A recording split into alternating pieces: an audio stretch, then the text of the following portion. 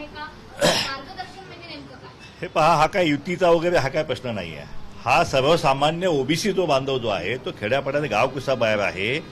त्याची भावना आहे की आता आम्हाला सुद्धा जे आहे आमचा हक्क जो या लोकशाहीमधला जो आहे, जो ह्या संविधानानं आम्हाला जो हक्क दिला आहे तो गेली 75 वर्षे कुठेतरी विस्कावून घेतलेला आहे आणि तो आता आमचा हक्क जो आहे तो आम्हाला आता मिळवायचाच आहे. ही जाणीव जी आहे ती आता संपूर्ण ओबीसी आणि ह्या दलित आणि भटक्यावरून झालेली आहे आणि म्हणून हा जो पक्ष आम्ही निर्माण केलेला आहे. भुजबळ साहेब एका मोठ्या पक्षाचे नेते आहेत. त्यांनी ताबडतोब त्यातून बाहेर पडावं किंवा त्यांनी राजीनामा द्यावा अशी मुळीच आमची कुणाची इच्छा नाही आहे. अजून एक वर्ष सत्ता आहे आणि भुजबळ साहेब त्या मंत्री म्हणून त्या सत्तेमध्ये जे आहेत ओबीसीची बाजू लावून धरत आहेत, ओबीसीसाठी संघर्ष करत आहेत आणि त्यामुळं आम्ही सगळे त्यांच्या पाठीमागे त्या संघर्षासाठी आम्ही सगळे त्यांच्या पाठीमागे ठामपणे आम्ही उभा आहोत. पण तुमच्या पक्षाचे नेते ते व्हावेत असं वाटत नाही तुम्हाला?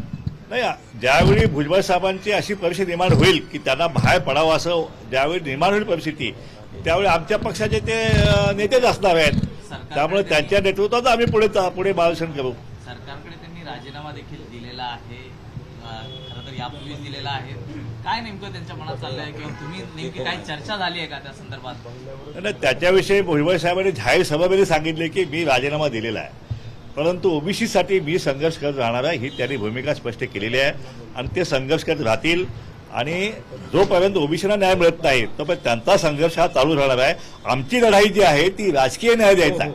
पॉलिटिकली जे आहे ते आतापर्यंत जे शोषण झालेलं आहे या ओबीसी आणि भटक्या त्यांचा हक्क जो आहे तो हक्क त्यांना देण्यासाठी आमची लढाई आहे, राजकीय लढाई जी आम्ही सुरू करत त्यासाठी आम्ही नवीन पक्ष जो आहे तो काढलेला आहे. अण्णा, तुम्ही म्हणताय की आशीर्वाद घ्यायला आलो होतो भुजबळ साहेबांना. आशीर्वादची काही शब्द सांगितले का त्यांनी, काही कानमंत्र? हे पहा, याच्यामध्ये राजकारणामध्ये कानमंत्र वगैरे असं काय नसतं. खाली